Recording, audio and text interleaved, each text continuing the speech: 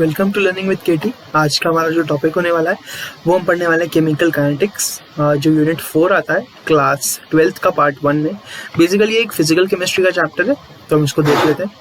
हमेशा की तरह फिजिकल केमिस्ट्री के जो चैप्टर्स होते हैं वो काफ़ी ईजी होते हैं। उनमें कुछ फॉर्मूलेज होते हैं जो हमको याद रखना पड़ते हैं, जो कि बाद में जब हम फिर उनके क्वेश्चन सॉल्व करेंगे तब हमको काफ़ी कुछ हेल्प करने वाला है। देखो भाई, chemical kinetics help us to understand how chemical reactions occur. देखो, केमिकल काइनेटिक्स हमको क्या हेल्प करता है कि कोई भी केमिकल रिएक्शन हो रहा है तो उसका रीजन क्या है, या वो किस काइनेटिक्स किस स्पीड से हो रहा है, ये भी हमको बताता है। केमिकल काइनेटिक्स किस रेट से हो रहा है। केमिस्ट्री का जो नेचर है भाई, वो कंसर्न रहता है किससे, चेंज से। कोई चेंज हो रहा है तो हम उसको केमिस्ट्री के अंडर में पढ़ सकते हैं, ठीक है। केमिकल चेंज, सब्सटेंस जो है, substances with well defined properties are converted by chemical reactions into others substances with different properties. कोई एक सब्सटेंस ए था, उसकी कुछ प्रॉपर्टीज थी, हमने कुछ केमिकल रिएक्शन करवाया, उसको कन्वर्ट कर लिया सब्सटेंस बी में।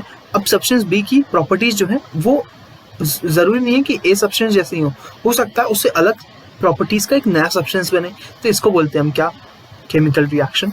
अगर हम कोई भी एक केमिकल रिएक्शन कर रहे हैं तो जो केमिस्ट होता है उसमें क्या फाइंड करता है वो हम देख लेते हैं। पहला यानी कि ए, जो ये केमिकल रिएक्शन ये फीजिबल है कि नहीं, ठीक है। तो वो हम किससे प्रेडिक्ट कर सकते हैं, थर्मोडायनामिक्स से, क्योंकि जैसा कि हमको पता है कि जो गिब्स एनर्जी या डेल्टा जी है वो नेगेटिव होना चाहिए कोई भी रिएक्शन अगर हमको स्पॉन्टेनियसली अगर कराना है तो, ठीक है, कांस्टेंट टेम्परेचर पे। और जो प्रेशर होना चाहिए वो फीजिबल होना चाहिए, ये नहीं कि 2000 बार 3000, एक ये फिजिबिलिटी नहीं है जो हम आसानी से कर सकें बिना ज़्यादा अपना इनपुट दिए, ठीक है। तो वो फिजिबिलिटी के अंडर में आता है। नेक्स्ट में देख लेता हूँ बी, जो है extent to which reaction will proceed can be determined from chemical equilibrium. देखो, केमिकल इक्विलिब्रियम से हम पता कर सकते हैं कि भाई रिएक्शन मतलब इसका डिसोसिएशन कितना होगा, कितना इसका डिग्री ऑफ डिसोसिएशन है, यानी कितने आगे तक ये फॉरवर्ड जाएगा, वो हम पता कर सकते हैं केमिकल इक्विलिब्रियम से, ठीक है। तो यहाँ पे सबसे पहले केमिस्ट थर्मोडायनेमिक्स का यूज करते हैं, फिर केमिकल इक्विलिब्रियम का यूज कर सकते हैं, फिर उसके बाद स्पीड ऑफ, अब बात आती है स्पीड ऑफ रिएक्शन, यानी कि time taken by reaction to reach equilibrium. Equilibrium तक पहुंचने में कितना टाइम लग रहा है रिएक्शन को, वो देखो। फिजिबिलिटी और एक्सटेंट के साथ इतना ही इम्पोर्टेंट ये भी होता है क्या, रेट का पता लगाना, और फैक्टर्स जो रेट को कंट्रोल करते हैं, इंक्रीज करते हैं या डिक्रीज करते हैं, इसका भी पता लगाना उतना ही इम्पोर्टेंट है जितना इम्पोर्टेंट था हमको फिजिबिलिटी और एक्सटेंट पता लगाने में, ठीक है। फॉर एग्जाम्पल अगर मैं बात करूं, which parameter determine as to how rapidly food gets spoiled. देखो, ऐसा कौन सा पैरामीटर है जो डिटरमाइन करता है कि फूड कितनी जल्दी खराब होगा। How to design a rapidly setting material for dental filling, जो हमारे दांत में फिलिंग बनती है उसको बहुत जल्दी सेटल होना है, क्विकली सेटल होना है, यानी कि वो एक सब्सटेंस से दूसरे सब्सटेंस में कन्वर्ट होगा, बहुत जल्दी होगा, बहुत जल्दी होगा। इसीलिए क्या डिजाइन करें भाई जो कम हो, क्या कंडीशंस रखना पड़ेंगी वो हमको यहाँ पता चलती है। या तो फिर हम क्या करें, मतलब कि जो फ्यूल बर्न हो ऑटो इंजन में उसको किस रेट से फ्लो होना है, क्या फ्यूल यूज करें, ठीक है। ये सब भी हमको बताता है केमिकल काइनेटिक्स। सारे के सारे क्वेश्चंस जो है वो केमिस्ट्री ही आंसर करेगा, और जो ब्रांच केमिस्ट्री की जो इन सब रिएक्शन से रेट से डील करती है और मैकेनिज्म से, उसको हम बोलते हैं केमिकल काइनेटिक्स। ये जो वर्ड है काइनेटिक्स से डिराइव्ड है ग्रीक वर्ड, जिसका मतलब होता है, जो वर्ड होता है काइनेसिस, जिसका मतलब होता है मूवमेंट। थर्मोडायनेमिक्स जो है हमको सिर्फ फिजिबिलिटी बताता है रिएक्शन की, केमिकल काइनेटिक्स उसका रेट भी बताता है। फॉर एग्जाम्पल अगर मैं बात करूँ, थर्मोडायनेमिक डेटा जो है वो इंडिकेट करेगा कि डायमंड जो है वो ग्रेफाइट में कन्वर्ट होगा, लेकिन रियलिटी की ये है कि जो कन्वर्जन होगा वो बहुत ही स्लो होगा, कि जो चेंज है वो परसेप्टेबल नहीं होगा। इसीलिए बहुत सारे लोग जो है वो सोचते हैं कि डायमंड जो है वो फॉरएवर होता है, but it is not true. Kinetic studies not only help to determine the speed or rate of the chemical reaction, but also describe the condition by which the reaction rates can be altered.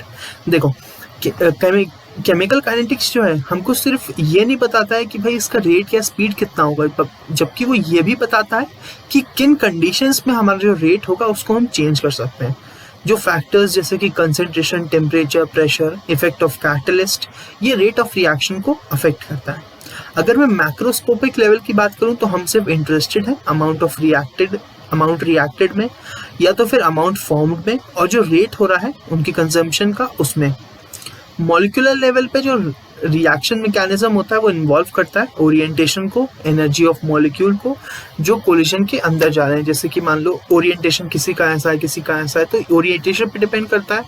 Molecule जो collision पे जा रहे हैं उनकी energy कितनी है उस पर डिपेंड करता है, जो हम डिस्कस करेंगे।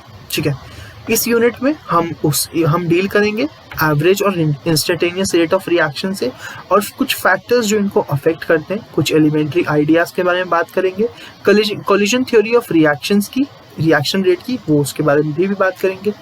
लेकिन इन सबको समझने के लिए सबसे पहले हमको रेट ऑफ रिएक्शन या रिएक्शन रेट के बारे में बात करना पड़ेगी। ठीक है, तो स्टार्ट करते हैं topic number 4.1 which is rate of chemical reaction. कुछ रिएक्शन जो आयनिक रिएक्शन होते हैं बहुत फास्ट होते हैं, जैसे कि precipitization of silver chloride occurs instantaneously by mixing of aqueous solution of silver nitrate and sodium chloride. जैसे ही मिलाओगे आयनिक एक रिएक्शन है, तुरंत हमको प्रोडक्ट मिल जाएगा, तुरंत प्रोडक्ट मिल जाएगा। दूसरी तरफ अगर मैं बात करूं कि कुछ रिएक्शंस जो हैं वो बहुत स्लो होते हैं, जैसे कि फॉर एग्जांपल मैं बात करूं रस्टिंग ऑफ आयरन। आयरन की रस्टिंग जो है बहुत ही स्लो होती है एयर और मॉइस्चर के प्रेजेंस में, इलेक्ट्रोकेमिस्ट्री में हमने पढ़ा था। कुछ और रिएक्शन जैसे कि इन्वर्जन ऑफ केन शुगर या हाइड्रोलिसिस ऑफ स्टार्च, ये जो है ये प्रोसीड करते हैं मॉडरेट स्पीड पे।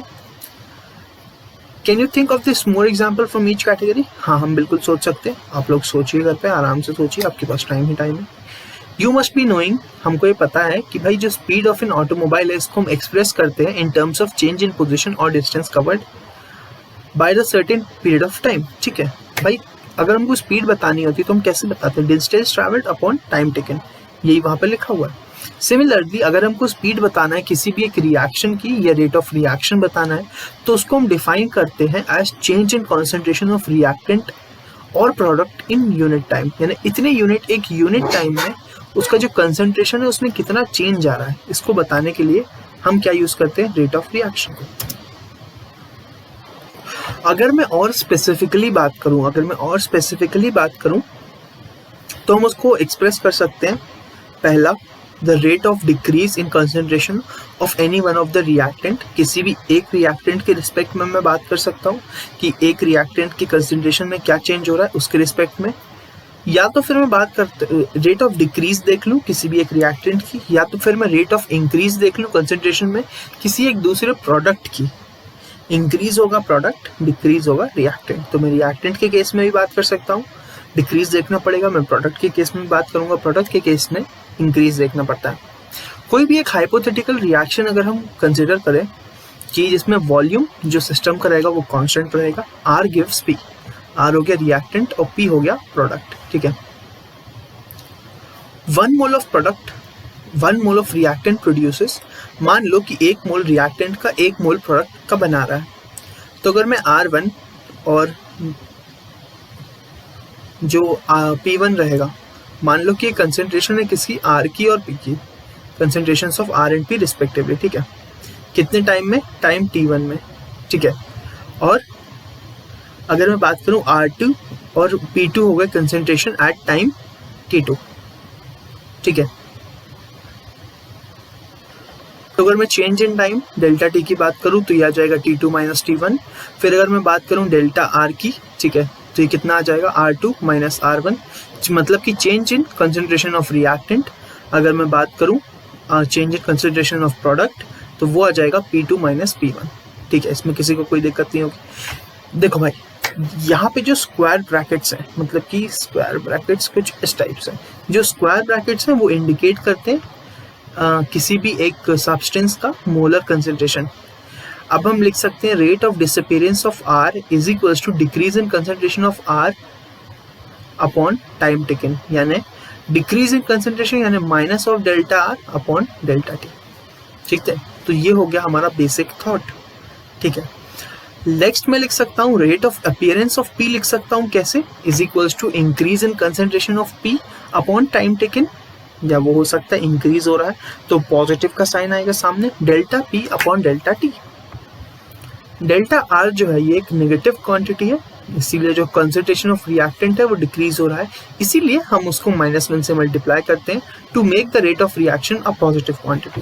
ठीक है, हमको पता है कि जब हम डेल्टा आर ले रहे थे तो इसमें R1 जो था वो R2 से बड़ा था, इसीलिए ताकि रेट ऑफ रिएक्शन पॉजिटिव हो जाए, इसलिए मैंने यहाँ पे माइनस का साइन मल्टीप्लाई कर दिया है। ठीक है, आगे बढ़ लेते हैं भाई।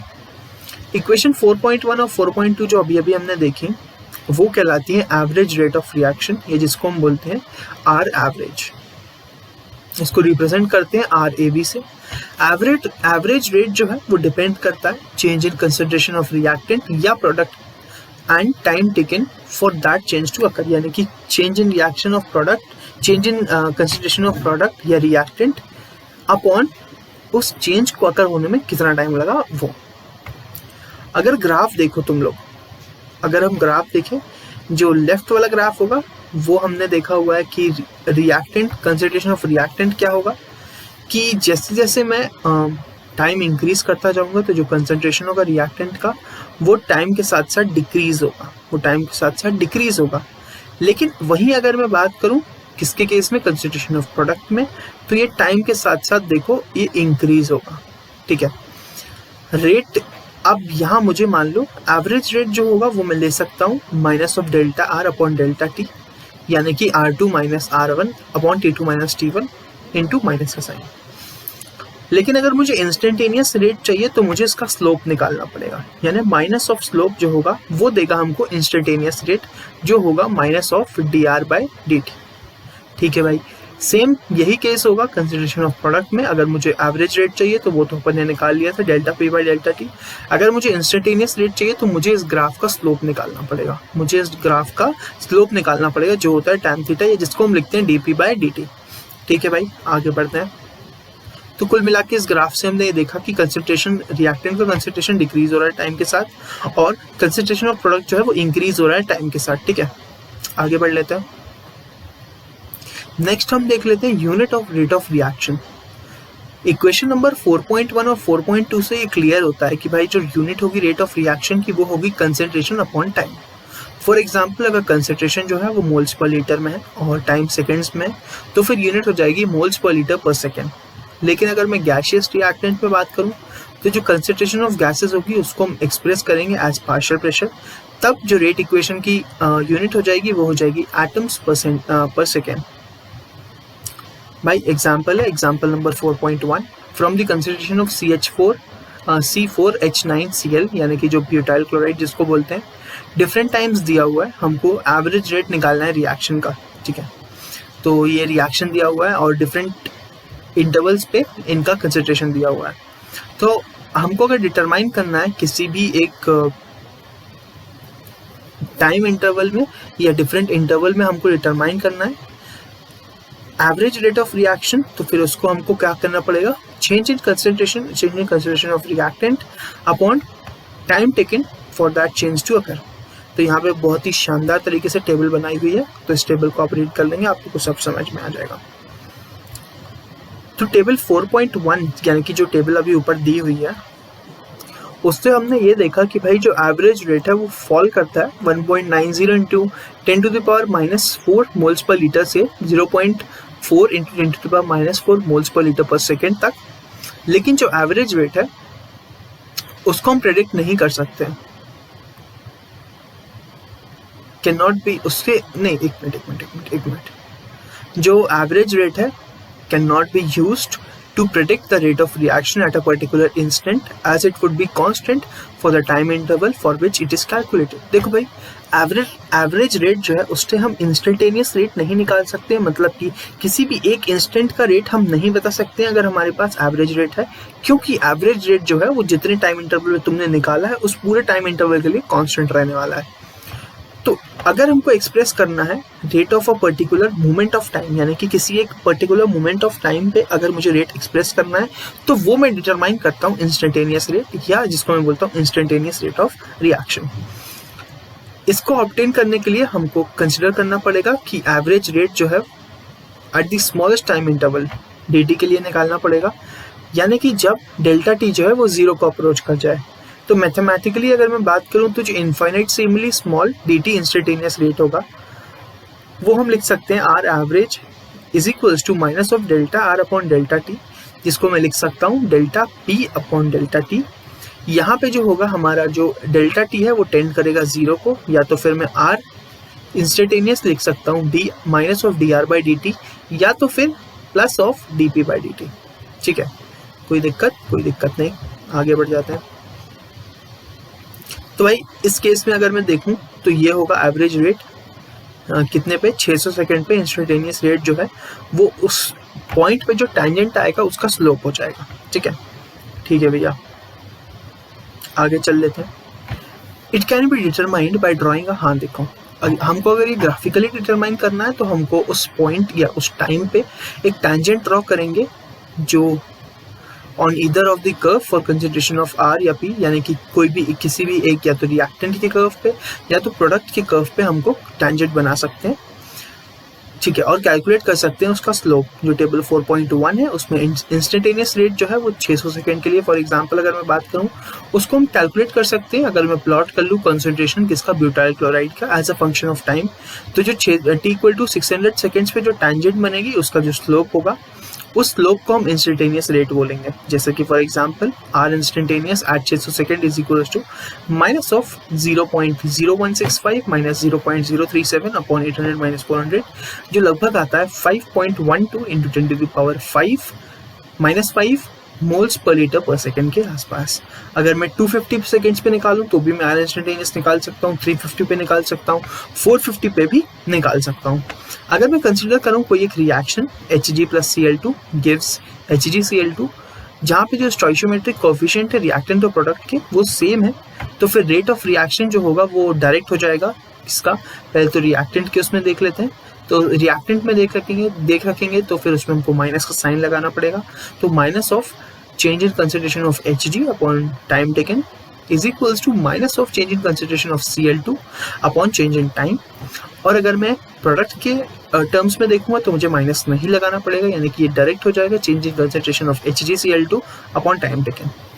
देखो भाई इसका मतलब ये कि रेट ऑफ डिसअपीयरेंस ऑफ किसी भी एक रिएक्टेंट का वो सेम होता है as rate of appearance of the product, अगर स्टोइचियोमेट्रिक रेशियोज जो है स्टोइचियोमेट्रिक कोएफिशिएंट है वो सेम है तो।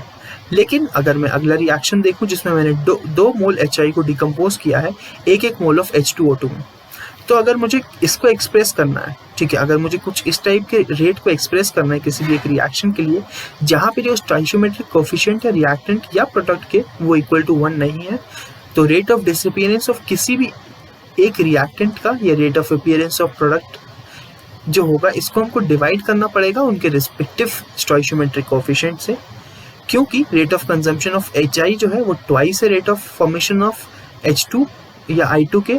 तो भाई उनको इक्वल बनाने के लिए हम क्या करेंगे, जो टर्म होगी डेल्टा HI उसको हम डिवाइड कर देंगे 2 से। तो जो भाई जो रेट ऑफ रिएक्शन होगा वो अब हम लिख सकते हैं rate of reaction is equals to minus of half change in concentration of HI upon delta T, जिसको हम इक्वेट कर सकते हैं change in concentration of H2 upon delta T is equals to change in concentration of I2 upon delta T. Similarly अगर मैं कोई reaction देखूं 5Br minus plus BrO3 plus 6H plus gives me 3Br2 plus 3H2O। तो इसका rate अगर मुझे लिखना पड़ेगा तो भाई देखो ब्रोमीन की कंसंट्रेशन में 5 से डिवाइड करूंगा, BrO3 की कंसंट्रेशन मुझे किसी भी चीज़ से डिवाइड करने की जरूरत नहीं है क्योंकि इसका जो स्टोइचियोमेट्रिक कोएफिशिएंट है वो 1 है।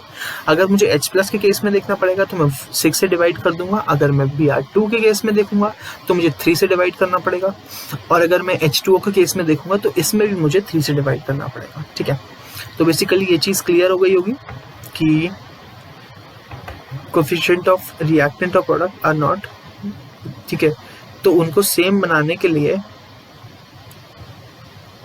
हम क्या करते हैं उनके स्टोइचियोमेट्रिक कोएफिशिएंट से उनको डिवाइड कर देते हैं। अगर कोई गैसियस रिएक्टेंट है जो कांस्टेंट टेम्परेचर पे है तो जो कंसंट्रेशन है वो डायरेक्टली प्रोपोर्शनल होगा उसके पार्शियल प्रेशर के उस स्पीशीज के, इसलिए जो रेट जो है वो हम एक्सप्रेस कर सकते हैं एज, अभी हमने क्या यूज किया कि change in concentration of one time taken, हम ऐसा भी कर सकते हैं change in partial pressure of the reactant और द प्रोडक्ट, उसके फॉर्म में भी हम रेट ऑफ रिएक्शन को लिख सकते हैं। ठीक है, तो एग्जांपल नंबर 4.2 देख लेते हैं भैया। ओके, तो ये एग्जांपल अगर देखें तो भाई ठीक है, डिकम्पोजिशन है N2O5 का CCl4 में एट अबाउट 318 केल्विन पे, इसको हम स्टडी कर रहे हैं। उसका कॉन्सेंट्रेशन मॉनिटर कर रहे हैं N2O5 का। इनिशियल जो कॉन्सेंट्रेशन है N2O5 का सोल्यूशन में वो है 2.33 मोल्स पर लीटर। 184 मिनट्स बाद वो रिड्यूस हो जाता है 2.08 मोल्स पर लीटर में। जो रिएक्शन टेक प्लेस हो रहा है वो रिएक्शन भी दिया हुआ है। हमको कैलकुलेट करना है average rate of this reaction in terms of hours, minutes and seconds, और what is the rate of production of NO2 वो भी निकालना है। एवरेज रेट तो बहुत आसानी से निकाल सकते हैं, 1/2 into minus of change in concentration of N2O5 upon time taken. तो भाई निकाल लिया, तो ये आ गया भैया, आ गया, हाँ आ गया। मल्टीप्लाई करते गए, फिर मोल्स पर लीटर को आर में कन्वर्ट किया, और कुछ ये आ गया एवरेज रेट कितना 1.13 into 10⁻⁻5 moles per litre per second. Are में ये था वैल्यू, मिनट में ये था, सेकेंड में ये था। ठीक है, हमको ये रिमेंबर करना पड़ेगा, जो रेट आएगा उसको हम इक्वेट करेंगे 1/4 times of change in concentration of NO2 upon delta T. इसको हम इक्वेट कर देंगे किससे, जो हमारा ये ऊपर रेट आया था ये वाला, इससे। ठीक है, तो इससे जब मैं इक्वेट करूंगा तो मुझे 4 से मल्टीप्लाई करूंगा और मुझे फाइनल कंसंट्रेशन मिल जाएगा किसका, NO2 का, रेट ऑफ प्रोडक्शन। ठीक है भैया, आगे बढ़ लेते हैं। इंडेक्स क्वेश्चन तुम लोग को खुद करना है। अब भाई नेक्स्ट हमारा जो टॉपिक है, topic number 4.2, factors influencing the rate of reaction. Rate of reaction किन किन फैक्टर्स पे डिपेंड करता है, और डिपेंड करता है तो कैसे डिपेंड करता है, यानी कि डायरेक्ट प्रोपोर्शनल होगा या इनवर्स प्रोपोर्शनल होगा या डिपेंड नहीं करेगा, कुछ इस टाइप से ये जो है ये हम अभी पता लगाने वाले हैं। ठीक है, तो भाई सबसे पहले हम देखने वाले रेट ऑफ रिएक्शन जो है डिपेंड करता है कुछ एक्सपेरिमेंटल कंडीशंस, जैसे कि कंसंट्रेशन ऑफ रिएक्टेंट पे डिपेंड करता है, प्रेशर गैसेस के केस में, और टेम्परेचर पे डिपेंड करता है, और कैटलिस्ट पे डिपेंड करता है।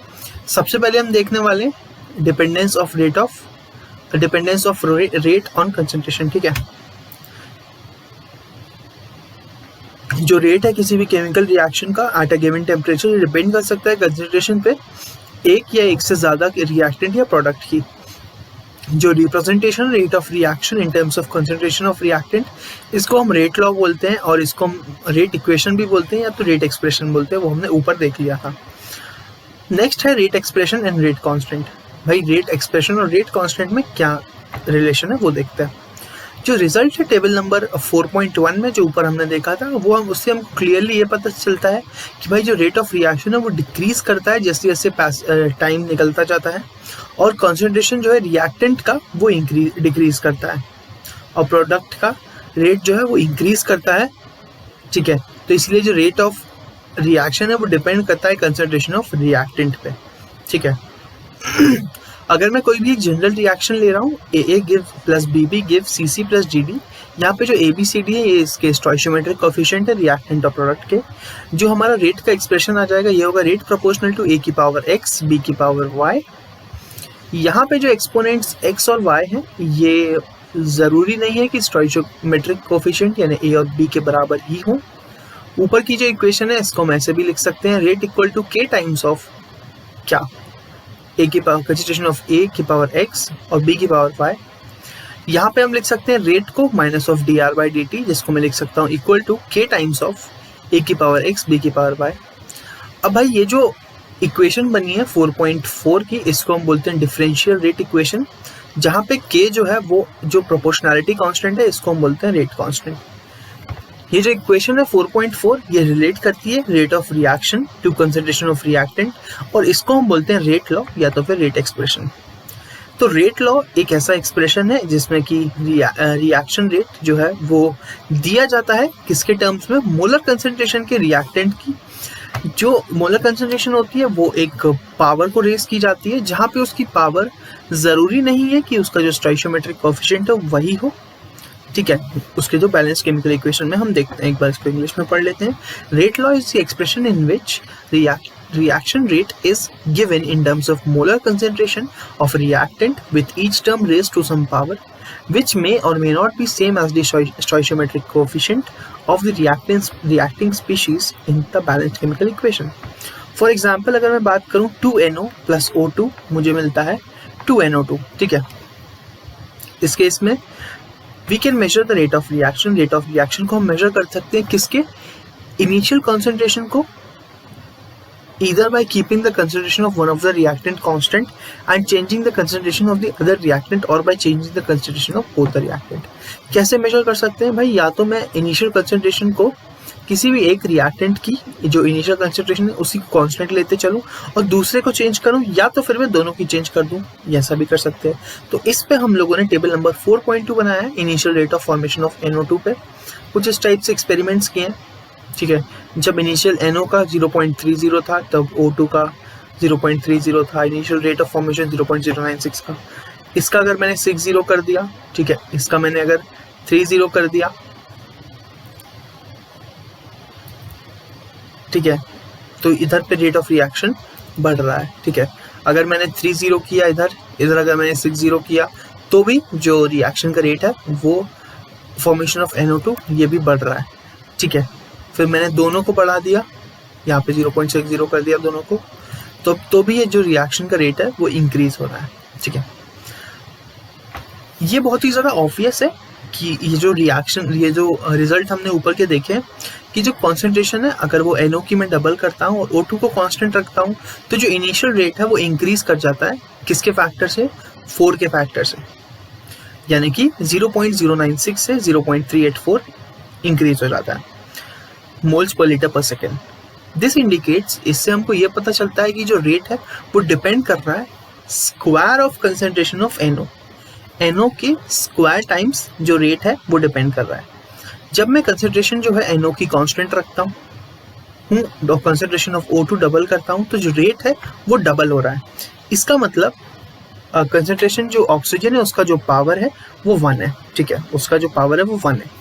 इससे हमको ये पता चलता है कि रेट ऑफ रिएक्शन जो हो जाएगा रिएक्शन का वो हो जाएगा rate equal to K into NO, concentration of NO की पावर 2 और कंसेंट्रेशन ऑफ O2 की पावर 1, ठीक है। आगे बढ़ लेते हैं भाई, थोड़ा आगे बढ़ लें, ठीक है, ऊपर नीचे नहीं होना, आगे बढ़ना है, ठीक है। आगे बढ़ लेते हैं भैया।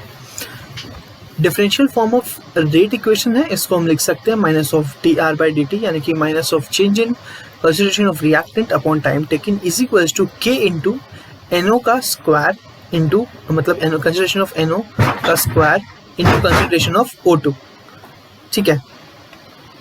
तो भाई हम इससे ये ऑब्जर्व कर सकते हैं कि इस रिएक्शन के लिए जो रेट इक्वेशन है वो डिराइव्ड होगी एक्सपेरिमेंटल डेटा से। जो एक्सपोनेंट होंगे कंसेंट्रेशन टर्म्स के वो सेम हो सकते हैं उनके स्टोइचियोमेट्रिक कोएफिशिएंट के किसी एक बैलेंस्ड केमिकल इक्वेशन के। जैसे कि कुछ एग्जांपल मैं लूँ, पहला इक्वेशन मैंने लिया है CHCl3 plus Cl2 gives CCl4 plus HCl। यहाँ पे जो रेट हो जाएगा ये हो जाएगा CHCl3 की कंसेंट्रेशन की जो पावर है 1 है और Cl2 का जो कंसेंट्रेशन का पावर है वो 1/2 है। नेक्स्ट अगर मैं बात करूं CH3COO C2H5 की plus H2O gives CH3COOH plus C2H5OH। इस केस में जो रेट होगा वो इक्वल टू होगा, यानी कि CH3COO C2H5 का जो पावर होगा वो 1 होगा और H2 की कंसेंट्रेशन पर डिपेंड नहीं करेगा। इन रिएक्शंस पे हमने ये देखा है कि जो एक्सपोनेंट्स हैं कंसेंट्रेशन टर्म्स के वो स्टोइचियोमेट्रिक कोएफिशिएंट के बराबर नहीं आ रहे हैं, वो स्टोइचियोमेट्रिक कोएफिशिएंट के बराबर नहीं आ रहे हैं। तो भाई हम ये कह सकते हैं कि जो रेट लॉ है किसी भी एक रिएक्शन के लिए हम वो प्रेडिक्ट नहीं कर सकते हैं सिर्फ उसकी केमिकल रिएक्शन को देख करके या बैलेंस्ड केमिकल इक्वेशन को देख करके हम रेट लॉ प्रेडिक्ट नहीं कर सकते थ्योरेटिकली, लेकिन एक्सपेरिमेंटली डिटरमाइन कर सकते हैं, ठीक है। अगर मैं नेक्स्ट टॉपिक की बात करूं वो है टॉपिक नंबर 4.2.3 जो है ऑर्डर ऑफ अ रिएक्शन। अगर मैं देखूं रेट इक्वेशन 4.4 तो जो रेट था वो इक्वल टू था K इंटू A की power X B to the power Y। X और Y है जो यहाँ पे इंडिकेट करते हैं कि how sensitive the rate is to the change in concentration of AR/B, यानी कि रेट किस टाइप से सेंसिटिविटी शो कर रहा है किसके कंसेंट्रेशन ऑफ A और कंसेंट्रेशन ऑफ B के साथ। यानी कि अगर ये स्क्वायर हो गया तो स्क्वायर टाइम्स अपनी प्रोपोर्शनलिटी शो कर रहा है, अगर पावर 0 हो गई मतलब कि उस पर डिपेंड ही नहीं कर रहा है, इस टाइप से अपनी सेंसिटिविटी शो कर रहा है। सम ऑफ दीज रिएक्टेंट यानी कि X और Y का जो सम होता है वो ओवरऑल ऑर्डर ऑफ रिएक्शन को देता है, जहां पर जबकि जो X और Y रिप्रेजेंट करते हैं order with respect to reactant A and B। अब ध्यान से सुनो, अगर मुझे टोटल ऑर्डर चाहिए किसका, इस रिएक्शन का जिसमें ए हो गया, ए और बी रिएक्टेंट्स है, ठीक है। तो इस केस में मैं देखूंगा कि भाई एक्स और वाई इनका जो पावर हो ए और बी का, इसको जब मैं ऐड करूंगा जो मुझे नंबर मिलेगा वो हो जाएगा इस पूरे रिएक्शन का ऑर्डर, इस पूरे रिएक्शन का ऑर्डर। लेकिन अगर मुझे रिएक्शन का ऑर्डर चाहिए विथ रिस्पेक्ट टू ए तो वो हो जाएगा एक्स, और रिएक्शन का ऑर्डर चाहिए विथ रिस्पेक्ट टू बी तो वो हो जाएगा Y. Hence, the sum of power of the concentration of the reactant in the rate law expression is called the order of the chemical reaction। मैंने बता दिया rate law में जो सम होगा किसका, पावर्स का, जो कंसेंट्रेशन ऑफ रिएक्टेंट के ऊपर हमने दी हुई है वो हमको देती है टोटल केमिकल रिएक्शन का ऑर्डर। ऑर्डर ऑफ रिएक्शन जो 0 हो सकता है, 1 हो सकता है, 2 हो सकता है, 3 हो सकता है और फ्रैक्शन भी हो सकता है। जीरो ऑर्डर रिएक्शन का मतलब ये होता है कि जो रेट ऑफ रिएक्शन है वो इंडिपेंडेंट है रिएक्टेंट के कंसेंट्रेशन से, यानी कुछ भी बड़ा कम बड़ा कर दो कोई मतलब नहीं है। यहाँ पे क्वेश्चन है example number 4.3 calculate the overall order of the reaction which has the rate expression. देखो ए का आंसर हो जाएगा 1/2 + 3/2 विच इज 2, ठीक है, सेकेंड ऑर्डर है ये। और अगर इसका देखूँ तो 3/2 - 1 तो 1/2 हो गया हाफ ऑर्डर, ठीक है भाई। आगे बढ़ लेते हैं। तो भाई a balanced chemical equation never gives us the true picture of how the reaction takes place since rarely a reaction gets completed in one step।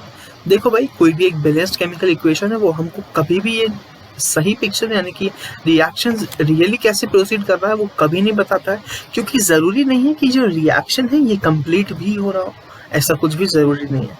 जो रिएक्शन टेक्स प्लेस करता है एक स्टेप में उसको हम एलिमेंट्री रिएक्शन कहते हैं, और जो कोई ऐसा रिएक्शन जो सीक्वेंसेस में हो रहा है यानी कि एक एलिमेंट्री रिएक्शन स्टेप 1 फिर स्टेप 2 फिर स्टेप 3, तो इन टाइप के रिएक्शंस को हम कॉम्प्लेक्स रिएक्शंस कहते हैं, ठीक है। दीज में भी कंसेक्यूटिव रिएक्शन यानी कि ये जो कॉम्प्लेक्स होते हैं ये कंसेक्यूटिव रिएक्शंस हो सकते हैं। जैसे कि अगर मैं बात करूं oxidation of ethane to CO2 जब मैं करता हूं और H2O पास करा के, तो through a series of intermediate step बनते हैं जिसमें कि अल्कोहल एल्डिहाइड एसिड फॉर्म होते हैं। रिवर्स रिएक्शंस हो सकते हैं या साइड रिएक्शंस हो सकते हैं, जैसे कि एग्जांपल नाइट्रेशन ऑफ फिनॉल जब मैं करता हूं तो मुझे ओ नाइट्रोफिनॉल और पी यानी कि ऑर्थो नाइट्रोफिनॉल और पैरा नाइट्रोफिनॉल 2 प्रोडक्ट्स मिलते हैं। यूनिट ऑफ रेट रिएक्शन अगर मुझे चाहिए तो इसको भी निकालना बहुत ईजी है, यानी कि अगर कोई मैं जनरल इक्वेशन लेता हूँ मान लो, ठीक है, इसमें जनरल इक्वेशन कौन सी ली है, मान लो मैंने ले लिया है AA gives BB AA + BB gives CC + DD। तो इस केस में जो रेट हो जाएगा वो हो जाएगा K × A की पावर X B की पावर Y, जहाँ पे X + Y जो है = N यानी ऑर्डर ऑफ रिएक्शन होने वाला है। अगर मुझे K का क्या चाहिए, यूनिट चाहिए ना, तो रेट अपॉन A की पावर X B की पावर Y, तो ये हो जाएगा consideration upon time rate into 1 upon consideration to the power n, जहाँ पे कंसिडरेशन ऑफ A और कंसिडरेशन ऑफ B इक्वल होगा। तो ऐसा यूनिट अगर मैं लूँ कंसिडरेशन की तो वो हो जाएगी मोल्स पर लीटर, और टाइम की अगर लूँ सेकेंड तो जो यूनिट हो जाएगी K की डिफरेंट रिएक्शन ऑर्डर के लिए वो टेबल नंबर 4.3 में है, यानी कि अपन देख लेते हैं। जीरो ऑर्डर रिएक्शन की अगर मैं बात करूँ तो भाई इधर पे n जो है वो 0 हो जाएगा, तो सिर्फ जो यूनिट हो जाएगी वो हो जाएगी moles per litre per second. But अगर मैं बात करूँ फर्स्ट ऑर्डर काइनेटिक्स के लिए तो यहाँ पे वैल्यू 0 की जगह क्या आ जाएगी, 1 आ जाएगी कुछ इस तरह से, ठीक है। तो इसमें क्या होगा, मोल्स पर लीटर कैंसिल हो जाएगा और यूनिट बचेगी सिर्फ पर सेकेंड यानी कि 1 upon second. Second order kinetics की अगर मैं बात करूँ तो यहाँ पे 2 हो जाएगी, तो मोल्स पर लीटर जो है वो नीचे रहेगा, तो अब आ जाएगी लीटर पर मोल पर सेकेंड, ठीक है। ऐसे तुम किसी भी, अगर मैं इधर 5th ऑर्डर बोलूँ तो यहाँ पे 5 वैल्यू रख के तुम किसी भी ऑर्डर की निकाल सकते हो। तो जनरल हो गया हमारे पास ये consideration upon time into 1 upon consideration की पावर n, जहाँ पे n हो जाएगा x + y यानी कि ऑर्डर ऑफ रिएक्शन। भाई यहाँ पे एग्जाम्पल नंबर 4.4 आता है, identify the reaction order from each of the following rate constant. Rate constant ये है, मतलब कि देखो भाई लीटर पर मोल पर सेकेंड यानी कि ये तो हो गया सेकेंड ऑर्डर काइनेटिक्स, पर सेकेंड है यानी कि ये तो हो गया फर्स्ट ऑर्डर काइनेटिक्स। बुद्धि लगाने की ज़्यादा ज़रूरत ही नहीं है, डायरेक्ट हमको पूरा का पूरा आंसर ही दिख रहा है, ठीक है। आगे बढ़ लेते हैं भाई, मॉलिक्यूलैरिटी ऑफ अ रिएक्शन, ठीक है। Topic number 4.2.4 molecularity of a reaction. एक और प्रॉपर्टी होती है किसी भी एक रिएक्शन की जिसको हम कहते हैं मॉलिक्यूलैरिटी, जो हमको हेल्प करती है उसके मैकेनिज्म को अंडरस्टैंड करने में। Number of reacting species, atom, ions या molecule taking part in an elementary reaction which must collide simultaneously in order to bring about a chemical reaction is called molecularity of a reaction। देखो भाई, number of reacting species जो है, यानी कि वो atoms हो सकती हैं, आयंस हो सकती है, मॉलिक्यूल्स हो सकती हैं, जो एलिमेंट्री रिएक्शन में पार्ट ले रही हो और जो आपस में कोलाइड कर रही हो लगातार, और मेरे को एक केमिकल रिएक्शन मिल रहा हो, तो उसको मैं बोलता हूँ मॉलिक्यूलैरिटी ऑफ रिएक्शन। यानी ये एक नंबर होगा, इसकी कोई भी यूनिट नहीं होने वाली। रिएक्शन जो है वो यूनिमोलर हो सकता है जब किसी भी एक रिएक्टिंग स्पीशी इन्वॉल्व हो, for example decomposition of ammonium nitrate, ठीक है, NH4NO2 गिव्स N2+2H2O, या तो फिर बायोमोलिकुलर हो सकता है जो इन्वॉल्व करता है simultaneous collision between two species, for example dissociation of hydrogen iodide जो हो सकता है 2HI gives H2+I2। Try molecular या टर मॉलिक्यूलर रिएक्शन भी हो सकता है जो इन्वॉल्व करता है तीन रिएक्टिंग स्पीशीज के कोलिजन को और फिर एक नया प्रोडक्ट हमको मिलता है। फॉर एग्जाम्पल मैं देखूं 2NO+O2 गिव्स 2NO2, यहाँ पे दो स्पीशीज NO की या और एक स्पीशीज O2, ये तीनों मॉलिक्यूल्स कंबाइन होते हैं या सिमल्टेनियसली कोलिजन करते हैं और मुझे एक नया प्रोडक्ट NO2 मिलता है। The probability that more than 3 molecules can collide and react simultaneously is very small. Hence, reaction with molecularity 3 are very rare and slow to proceed. देखो भाई, जो probability होती है कि 3 मॉलिक्यूल आए और कोलाइड करें या 3 से ज़्यादा मॉलिक्यूल आए और कोलाइड करें और रिएक्ट करें सिमल्टेनियसली, ये बहुत कम होती है। इसीलिए बहुत ही कम रिएक्शंस होते हैं, बहुत ही रेयर रिएक्शन है जिनमें मॉलिक्यूलैरिटी 3 होती है, और साथ में ये रिएक्शन बहुत स्लोली प्रोसीड करते हैं। ये रिएक्शंस जो है बहुत ही ज़्यादा स्लोली प्रोसीड करते हैं, ठीक है। It is therefore evident that complex reaction involving more than 3 molecules in a stoichiometric equation must take place in more than one step, ठीक है। तो इसीलिए हम कहते हैं कि भाई अगर किसी की मॉलिक्यूलैरिटी 3 से ज़्यादा है तो हम ये बिलीव करते हैं कि भाई ये जो रिएक्शन है, इस रिएक्शन में बहुत सारी स्पीशीज इन्वॉल्व हैं, तो इसको एक बार में प्लेस नहीं होगा, एक बार में पूरा रिएक्शन कंप्लीट नहीं होगा। इसीलिए हम इसको स्टेप वाइज रिएक्शन को फॉरवर्ड प्रोसीड कराते हैं।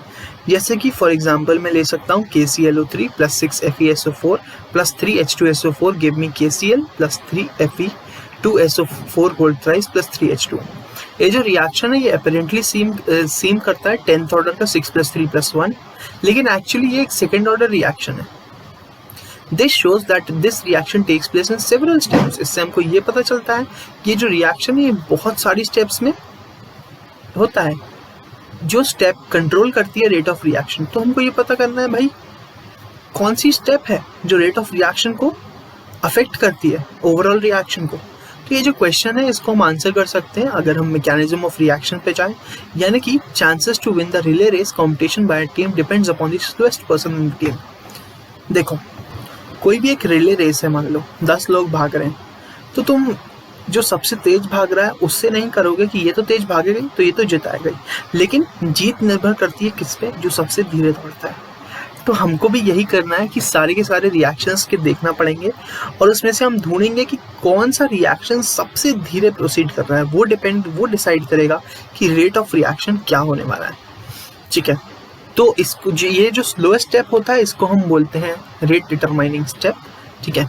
Consider decomposition of hydrogen peroxide which is catalysed by iodide ion in an alkaline medium, ठीक है। इसको अगर मैं देखूँ तो 2H2O2 अल्कलाइन मीडियम में जो कि कैटलाइज किया गया आयोडाइड आयन से, मुझे प्रोडक्ट में मिलता है 2H2O + O2।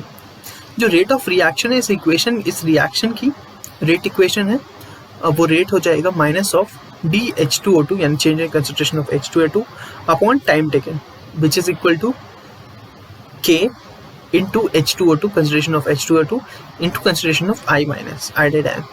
ये जो रिएक्शन है फर्स्ट ऑर्डर का है विथ रिस्पेक्ट टू बोथ, यानी कि H2O2 और I- दोनों के रिस्पेक्ट में फर्स्ट ऑर्डर है। एविडेंसेस हमको ये बताते हैं कि जो रिएक्शन टेक प्लेस होता है ये 2 स्टेप में टेक प्लेस करता है, यानी पहले स्टेप में H2O2 plus I minus H2O और IO माइनस में टूटता है, फिर जो IO है IO माइनस ये फिर से H2O2 पर रिएक्ट करता है, यानी H2O2 प्लस IO माइनस, और मुझे रिएक्शन में ऐसा प्रोडक्ट मिलता है H2O और I माइनस प्लस O2। दोनों के दोनों स्टेप्स हैं बायोमोलिकुलर एलिमेंट्री रिएक्शन से। स्पीशीज जो IO है ये कहलाती है एक इंटरमीडिएट, क्योंकि it is form during the course of reaction. ये मतलब चलते रिएक्शन में बीच में ये प्रोडक्ट बना है, लेकिन हमको जब ओवरऑल बैलेंस्ड इक्वेशन लिखते हैं ये इस रिएक्शन की, तब हमको कहीं पर भी ऐसी कोई टर्म नहीं मिलती है, तो इसीलिए हम इसको कहते हैं इंटरमीडिएट। ठीक है, ये जो फर्स्ट स्टेप है वो स्लो है, इसीलिए वो होगा रेट डिटरमाइनिंग स्टेप। तो जो rate of formation of intermediate है वो डिटरमाइन करता है क्या, rate of this reaction.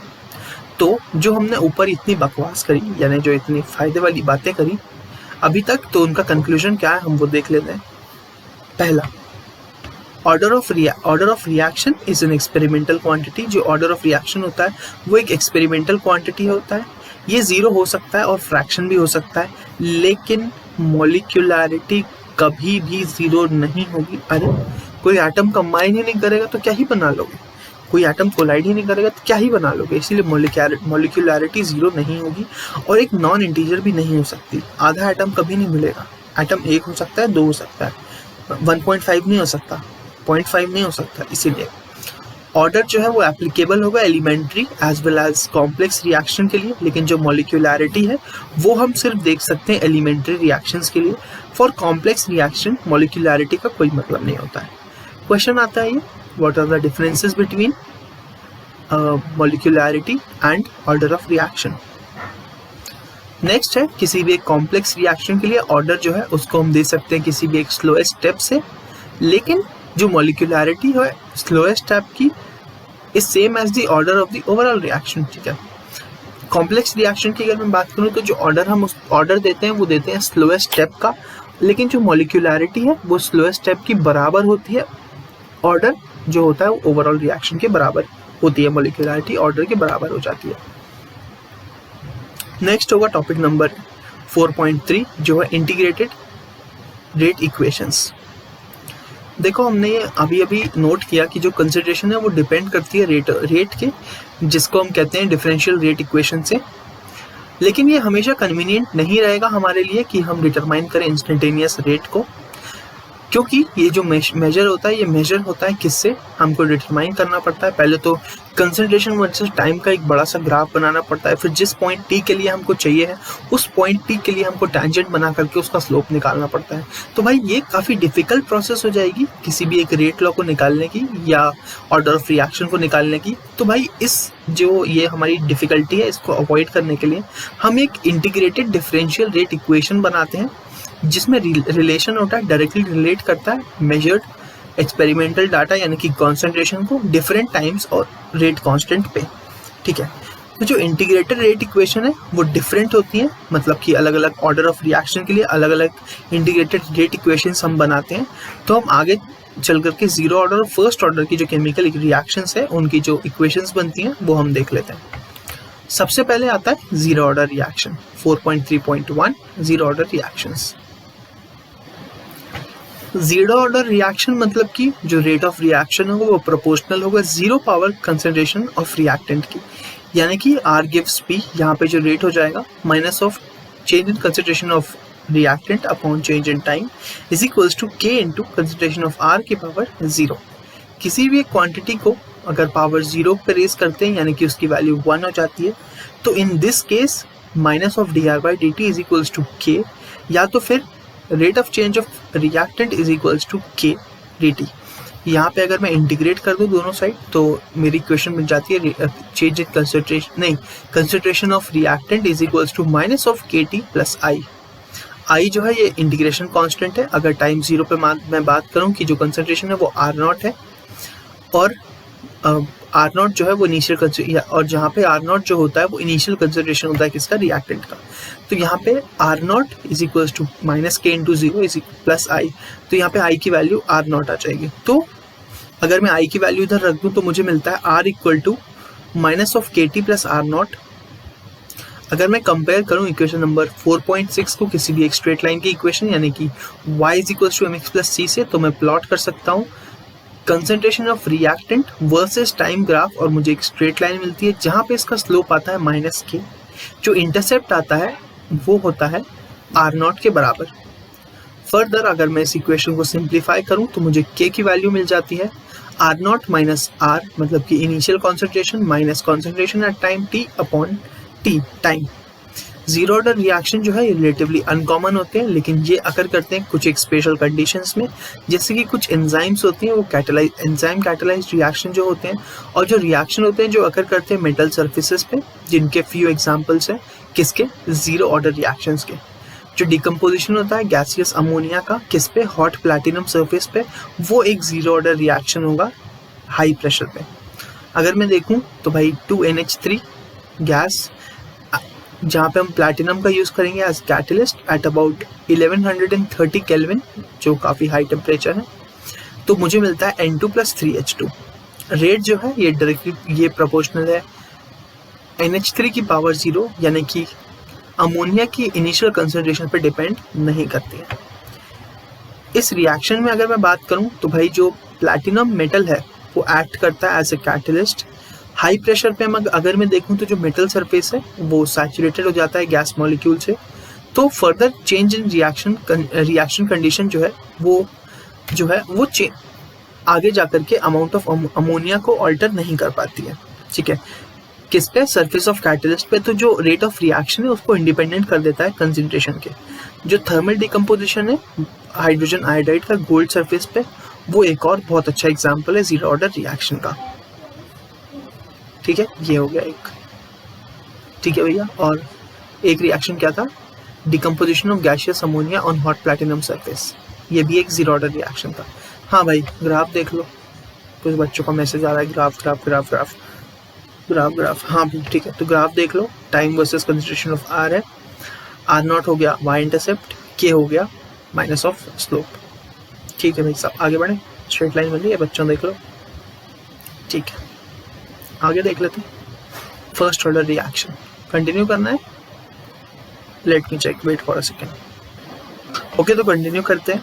First order reaction अगर मैं देखूं तो इस क्लास के जो रिएक्शन होते हैं उनमें जो रेट ऑफ रिएक्शन होता है वो प्रोपोर्शनल होता है फर्स्ट पावर किसकी, कंसंट्रेशन की, कंसंट्रेशन ऑफ रिएक्टेंट की। ठीक है, for example R gives P, यहाँ पे जो रेट होता है वो इक्वल टू होता है minus of change in concentration of reactant upon time taken यानी dt, which is equals to k times of concentration of reactant, या तो फिर dR/R equal to minus of k dt। अगर मैं इंटीग्रेट कर दूं दोनों तरफ तो इधर पे आ जाएगा ln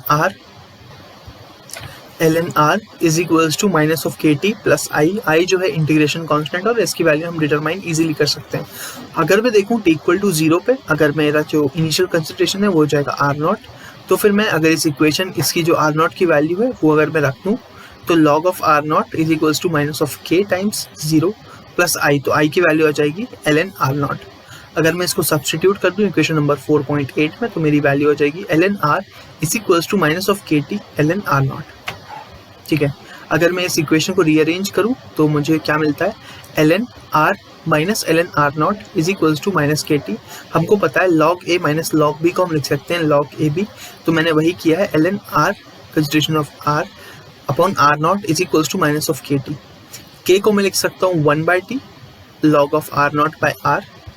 अगर मैं बात करूँ टाइम t1 पे from equation 4.8 at time t1 पे अगर मैं बात करूँ तो log of R1 minus of is equals to minus of K t1 plus log of R0। फिर अगर मैं बात करूँ एट टाइम t2 पे तो log of R2 is equals to minus of K T plus K t2 minus के t2 plus log of R0। थोड़ा समझना, क्या बोलने में ना थोड़ा सा गड़बड़ हो जाता है। ठीक है, बट अपनी नज़रें अपनी NCERTs पे या मेरे वीडियो पे ध्यान से रखो तो समझ में आ जाएगा।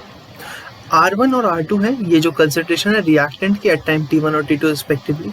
अगर मैं सब्सट्रैक्ट कर दूं इक्वेशन नंबर 4.12 को 4.11 से तो मुझे क्या मिलता है, log of R1 minus log of R2 is equals to minus of K T1 minus of minus के T2, तो आ जाएगा log of R1 upon R2 is equals to k times of T2 minus T1 तो k की value कितनी आ जाएगी? k की value यहाँ पे आ रही है 1/T2 - T1 log of R1/R2, ठीक है। इक्वेशन 4.9 को हम लिख सकते हैं log of R/R0 is equals to minus of KT। अगर मैं एंटी लॉग ले लूँ तो R आ जाएगा R0 इंटू ई की पावर माइनस KT, ठीक है। कंपेयर करूँ अगर मैं इक्वेशन नंबर 4.9 को y is equals to mx plus c से, तो हम एक ग्राफ प्लॉट कर सकते हैं log R versus time t का। तो हमको एक स्ट्रेट लाइन मिलती है जिसमें हमको स्लोप मिलता है माइनस ऑफ k, और जो y इंटरसेप्ट मिलता है वो मिलता है log ऑफ R0। तो जो फर्स्ट ऑर्डर रिएक्शन है जो 4.10 इक्वेशन से हमने देखा था, उसको हम लिख सकते हैं कि इस फॉर्म में k is equals to 2.303 upon t log of R0 by R, या तो मैं लिख सकता हूँ log of R0 by R is equals to KT upon 2.303। अगर मैं ग्राफ प्लॉट करूं किसके बीच में, log of R0 by R versus T, तो जो स्लोप आता है वो स्लोप आता है K अपॉन 2.303। अगर मैं इसकी एग्जांपल देखूं तो पहला है वो हाइड्रोजनेशन ऑफ ईथीन, ये एक एग्जांपल है फर्स्ट ऑर्डर काइनेटिक्स का, ठीक है। इसका जो इक्वेशन हो जाता है वो होता है C2H4 plus H2 gives C2H6, ठीक है। देख लेते हैं। रेट जो है वो डायरेक्टली प्रोपोर्शनल होता है किसकी कंसिडरेशन पे, C2H4 की पावर 1, यानी कि फर्स्ट ऑर्डर काइनेटिक्स है। सारे के सारे नेचुरल या आर्टिफिशियल रेडियो एक्टिव डीके जो होते हैं किसके अनस्टेबल न्यूक्लियाई के, ये सब फर्स्ट ऑर्डर काइनेटिक्स के एग्जांपल होते हैं। नेचुरल या आर्टिफिशियल रेडियो एक्टिव डीके जो होते हैं अनस्टेबल न्यूक्लियाई के, ये सब के सब फर्स्ट ऑर्डर काइनेटिक्स के होते हैं। भाई ये देख लो भैया, ग्राफ देख लो। अब plot of log R versus T में एक स्ट्रेट लाइन बनेगा जिसका स्लोप हो जाएगा माइनस k, इसका y इंटरसेप्ट होगा कितना, log R0 ln R0।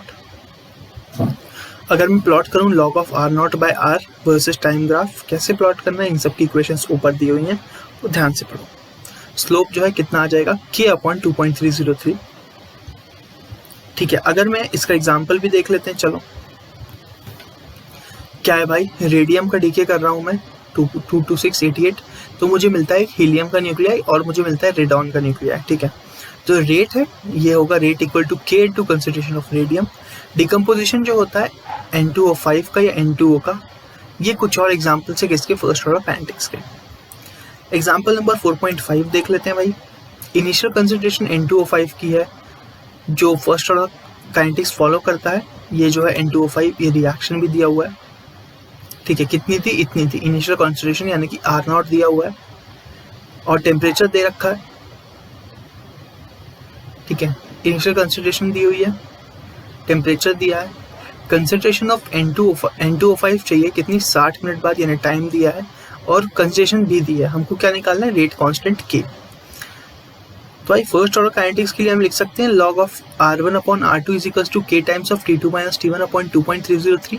यहाँ पे मैं R1 और R2 की वैल्यू रख दूंगा जो मुझे यहाँ पर दी हुई है, 1.21 ये वाली और ये 0.20 वाली ये वाली, ठीक है। और मैं टाइम कितना रख दूंगा, 60 मिनट माइनस 0। मैं आंसर मिनट में ही ले आऊँगा, कोई दिक्कत नहीं है, सेकंड में अपन फिर बाद में कन्वर्ट करते रहेंगे, ठीक है। तो 2.303 अपॉन 60 माइनस 0, क्योंकि ये इनिशियली था इसीलिए यहाँ पे मैंने 0 मिनट लिया है T1 को, ठीक है, क्योंकि जो कंसिडरेशन दिया था वो इनिशियल कंसिडरेशन दिया था। तो ये हो जाएगा log ऑफ ये पूरा, अब यहाँ पे 10 की पावर -2 10 की पावर -2 कैंसिल हो जाएगा और 2 से 124 भी कैंसिल हो जाएगा, ठीक है। तो ये हो जाएगा log ऑफ 6.2 मिनट। अब यहाँ पे log ऑफ 6.2 की वैल्यू दी होगी आपको वहाँ पे क्वेश्चन में, देखो यहाँ नहीं दी है बट वो दी रहती है। तो हम हमारे पास रेट कांस्टेंट k की वैल्यू आ जाती है 0.0304 पर मिनट। अगर मैं बात करूं कि कंसिडर करूं किसी भी एक टिपिकल फर्स्ट ऑर्डर रिएक्शन की गैस फेस में, तो वो हो जाती है A गैस, यानी कि A in gaseous face gives B in gaseous face plus C in gaseous face.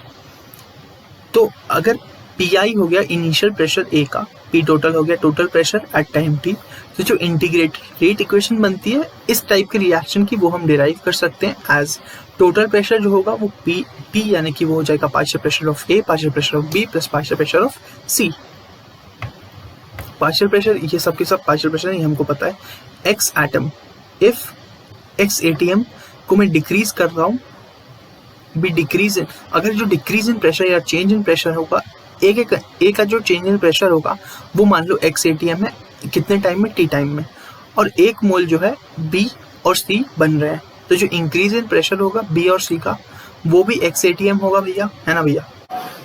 ये a हो जाएगा, ये b हो जाएगा और ये c हो गया मान लो, ठीक है। अगर मैं टाइम t की बात करूँ यानी एट t इक्वल टू 0, मान लो इसका पार्शियल प्रेशर था PI और इन दोनों का पार्शियल प्रेशर 0 था, क्योंकि तब ये हमारे जो प्रोडक्ट में थे, रिएक्शन में ये थे ही नहीं, ठीक है। उसके बाद अगर मैं देखूं कि भाई एट टाइम t अगर मैं देखूं तो इसका हो जाएगा PI यानी कि initial minus x ATM partial pressure, फिर B का हो जाएगा x ATM और C का भी हो जाएगा x ATM। ये जो PI है ये इनिशियल प्रेशर है जो टाइम t इक्वल टू 0 पे है। PT जो है यानी प्रेशर एट टाइम t, ये हो जाएगा PI माइनस x, ये हो गया A का, प्लस x यानी ये हो गया B और C का रिस्पेक्टिवली। तो टोटल प्रेशर हो जाएगा कितना, PI प्लस x, तो x हो जाएगा कितना, PT माइनस PI हो जाएगा x। जहाँ पे अगर मैं देखूँ तो PA हो जाएगा PI माइनस x, जो हो जाएगा PI minus PT minus PI। यहाँ से x की वैल्यू यहाँ से हमने रख दी है, ठीक है, यहाँ से उठा करके यहाँ रख दी है वैल्यू, ठीक है। तो जो अब इक्वेशन क्या आ जाएगी, 2PI माइनस PT, ठीक है। इसको हम इक्वेट कर देंगे कैसे भाई, K equal to 2.303 by T log of PI by PA, ठीक है भैया। कोई दिक्कत इसमें, कोई दिक्कत नहीं है। मैंने क्या किया है, सिर्फ और सिर्फ जो हमारा R0 और RI था उसकी जगह मैंने PI और PA कर दिया है, ठीक है। तो 2.303 by T log of PI upon 2PI minus PT। PA का वैल्यू कितना आया था, 2PI माइनस PT, तो ये रख दिया यहाँ से इसको यहाँ रख दिया, ठीक है। यहाँ से उठा करके इसको यहाँ रख दिया, ठीक है। तो हमको वैल्यू आ गई। नेक्स्ट हमारे पास एक example number 4.6। The following data हमको तब ऑब्टेन हुआ था जब हमने फर्स्ट ऑर्डर थर्मल डिकम्पोजिशन किया था N2O5 का एट कांस्टेंट वॉल्यूम। तो हमको क्या मिला था, 2N2O5 gives 2N2O4 plus O2। Serial number experiment number 1 में हमने देखा at time t equal to 0 पे टोटल प्रेशर था 0.5 ATM और time t equal to 100 second पे कितना था, 0.512। कैलकुलेट द रेट कांस्टेंट, ठीक है भैया। मान लो कि प्रेशर जो N2O5 का वो डिक्रीज हुआ बाय 2x ATM, क्योंकि ये 2 है ना, ये 2 है, तो मान लो 2x डिक्रीज हुआ। नंबर ऑफ मोल्स जो N2O5 के डिक्रीज होंगे, डिकम्पोज होंगे, वो होगा 2 मोल्स ऑफ N2O4 और 1 मोल O2 में, ठीक है। तो जो प्रेशर होगा N2O4 का वो डिक्रीज करेगा 2x से और जो O2 का है वो डिक्रीज करेगा x से। स्टोइचियोमेट्रिक कोएफिशिएंट देख लो। तो भाई ये था 0.5 स्टार्टिंग में एट t इक्वल टू 0, ये दोनों 0 थे। फिर at time t equal to 100 पे या टाइम इक्वल टू t पे ये हो जाएगा 0.5 माइनस 2x, ये हो जाएगा 2x और ये हो जाएगा x ATM। P टोटल अगर मैं निकालूं तो मुझे करना पड़ेगा P of N2O5 plus P of N2O4 plus P of O2। तो यहाँ पे 2x कैंसिल हो जाएगा और फाइनली मेरे पास आएगा 0.5 माइनस प्लस x। तो जो x हो जाएगा वो हो जाएगा PT माइनस 0.5। तो P ऑफ N2O5 जो है वो हो जाएगा 0.5 माइनस 2x, ऊपर लिया था। x की वैल्यू मैं यहाँ से रख दूंगा, कितनी आ जाएगी, PT माइनस 0.5। तो मेरे पास P ऑफ N2O5 आ जाएगा 1.5 minus 2 into PT। Time t equal to 100 second पे हमने देखा P टोटल कितना था, 0.512 ATM। तो P ऑफ N2O5 कितना हो जाएगा, 1.5 माइनस 2 इंटू 0.512। ये जो क्या था PT की वैल्यू हमको दी हुई थी तो वो हमने यहाँ पर रख दी है। तो मेरे पास आ जाएगा 0.476 ATM। मैं इक्वेशन 4.16 को यूज करूंगा, K equal to 2.303 by T log of PI minus PA। PI मेरे पास कितना था, 0.5 ATM जो दिया था। PA हमने अभी निकाला जो है 0.478 ATM। तो ये जो लॉग का वैल्यू होगा ये इक्वेशन में दिया रहेगा और इसका जो वैल्यू होगा वो दिया रहेगा। वैसे इतने कॉम्प्लिकेटेड लॉग्स आते नहीं हैं, बट अगर होगा तो इसका वैल्यू दिया रहेगा क्वेश्चन में। तो बेसिकली अब हम इसको सॉल्व करेंगे तो हमारे पास आंसर आएगा 4.98 इंटू 10⁻⁻4 पर सेकेंड। इससे ये प्रूव होता है कि ये फर्स्ट ऑर्डर काइनेटिक्स था। देखो भाई, तो हाफ लाइफ का जो पार्ट है वो हम नेक्स्ट पार्ट में स्टार्ट करेंगे, यानी कि केमिकल काइनेटिक्स पार्ट 2। तब तक के लिए thank you and good bye, मिलते हैं इसके नेक्स्ट पार्ट में। Okay, bye bye.